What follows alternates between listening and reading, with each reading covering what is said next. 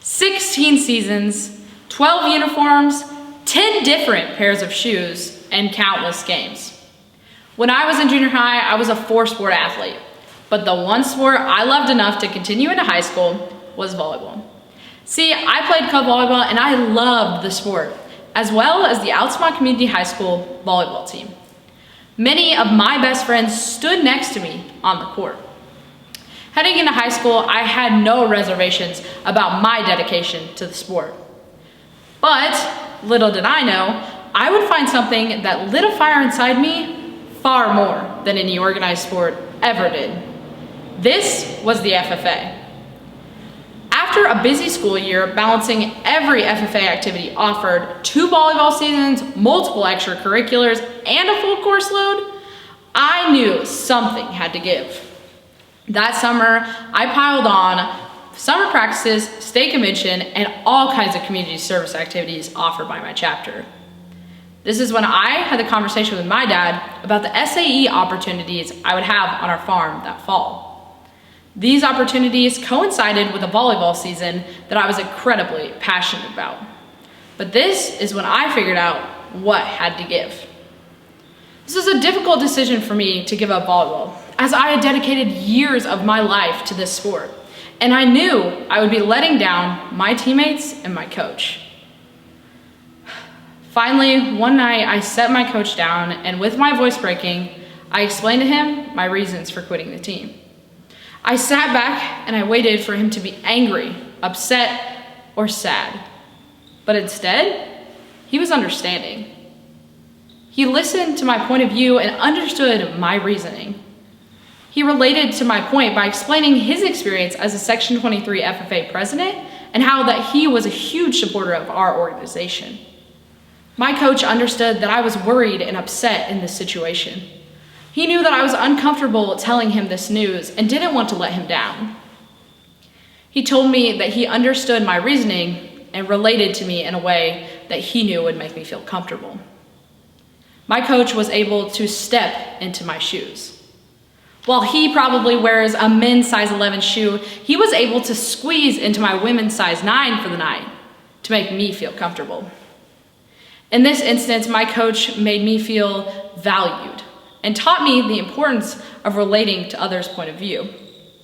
Because of this example, I have tried to be this person for others.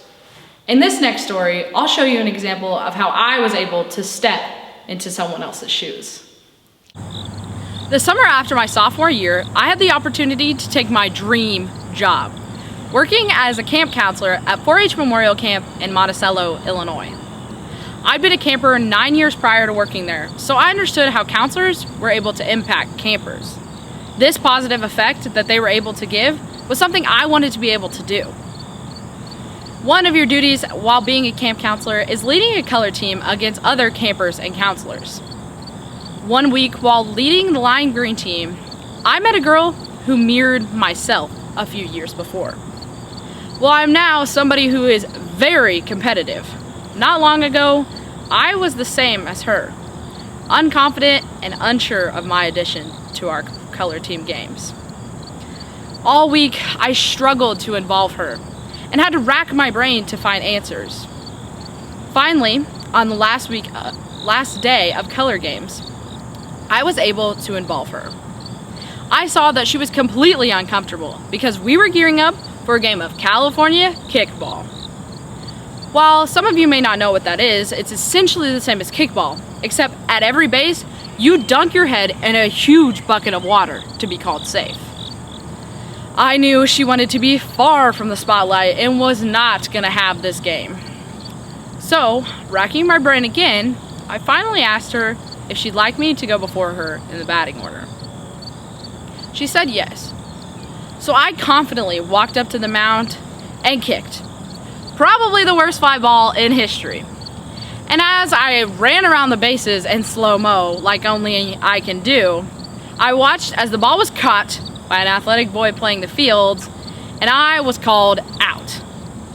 But I jogged back to the mound with the same positive and confident attitude I'd had before, and my team cheered me on.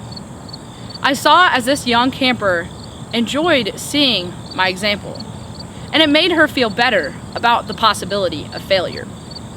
She walked up to the mound and kicked, was called safe, and we ended up winning the game. In that moment, I had to step out of my thoughts and feelings and see where she was. This was a situation she'd never been in, and she was probably uncomfortable with. I had to find a way to make her feel valued and that her perspective was important. While my glasses prescription is probably much stronger than that of this 13-year-old girl's, I was lucky and able to squint long enough to see from her point of view. The efforts that Coach Klingler and I made during these stories allowed us to step into someone else's shoes, see from their point of view, and feel with their heart. This effort goes by another name and is my core value of empathy. By being an empathetic leader, we can help others become the best versions of themselves. We can rally them around a shared vision of the future. By stepping into someone else's shoes and seeing from their point of view, we can build trust and gain a relationship with someone. So how do we do this?